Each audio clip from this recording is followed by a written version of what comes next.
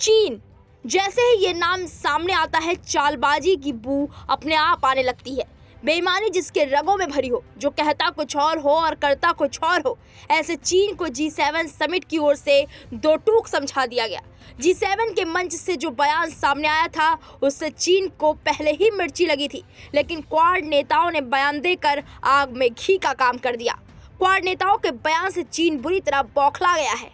दरअसल जापान के हिरोशिमा में G7 देशों ने एक साझा बयान जारी कर चीन का नाम लिए बिना उस पर सख्त तेवर दिखाया है। मीडिया रिपोर्ट्स के मुताबिक एक तरफ जहां G7 देशों ने यूक्रेन युद्ध को खत्म कराने के लिए चीन को रूस पर दबाव बनाने के संदेश दिए, तो वहीं दूसरी तरफ हिंद प्रशांत क्षेत्र में यथास्थिति बनाए रखने और ताइवान का सम्मान करने की भी नसीहत दी।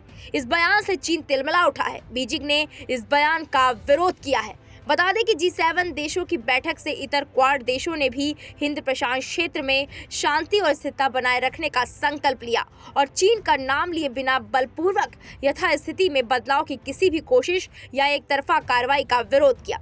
क्वाड नेताओं ने एक संयुक्त बयान में आतंकवाद और हिंसक उग्रवाद की सीमा पार आतंकवाद सहित इसके सभी रूपों और अभिव्यक्तियों की निंदा की। बयान में मुंबई में 26/11 के आतंकी हमले और पठानकोट में भारतीय वायुसेना के एयरबेस पर हुए हमले का भी जिक्र किया गया। बताया जा रहा है कि अमेरिकी राष्ट्रपति जो बाइडेन और ग्रुप में उनके 3 सहयोगियों, जिनमें ऑस्ट्रेलिया के प्रधानमंत्री एंथोनी अल्बनीज, जापान के प्रधानमंत्री फुमियो किशिदा और भारत के प्रधानमंत्री नरेंद्र मोदी शामिल हैं, उन्होंने चीन का नाम नहीं लिया, लेकिन हिंद प्रशांत समुद्री क्षेत्र में शांति और स्थिरता के लिए जिस भाषा का इस्तेमाल किया, उसका निशाना साफ तौर पर चीन की ओर था। वहीं चीन के विदेश मंत्रालय की तरफ से कहा गया, दक्षिणी चीन सागर से जुड़े मामले, मानवाधिकारों और लोकतांत्रिक मूल्यों में दखल देने के आरोपों समेत कई मामलों में बीजिंग को निशाना बनाया गया है।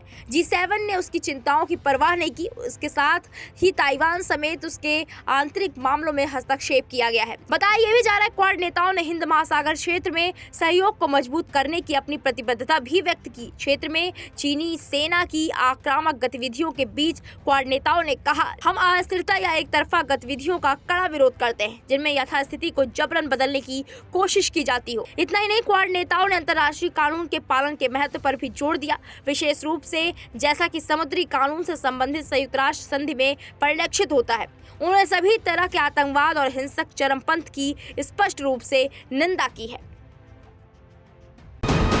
वीके न्यूज, राष्ट्र के नाम।